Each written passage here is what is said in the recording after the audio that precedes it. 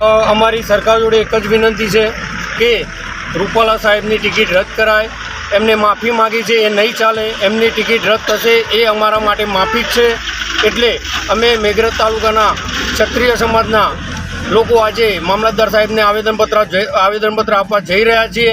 અને આના ઉપર જો યોગ્ય પગલાં નહીં લેવાય તો ભાજપ સરકાર અને રૂપાલા સાહેબ આના માટે આગળનું પરિણામ ભોગવવા માટે તૈયારી રાખે તે અમારી આપને મીડિયા માધ્યમથી જણાવવા માગીએ છીએ કે રૂપાલા સાહેબની ટિકિટ રદ કરો. અમારી એક જ માંગણી છે, એના સિવાય અમારી કોઈ માંગણી નથી. પરસોત્તમ રૂપાલા, પરસોત્તમ રૂપાલા, પુરુષોત્તમભાઈ રૂપાલા સાહેબ, પુરુષોત્તમભાઈ રૂપાલાનું જે આ સાંસદના પદેથી નિવેદન હતું કે રાજપૂત સમાજની દીકરીઓ તથા બહેનો વચ્ચે આ ટિપ્પણી કરવામાં આવી, એ એક આટલા પદાધિકારી નેતા તરીકે યોગ્ય નથી.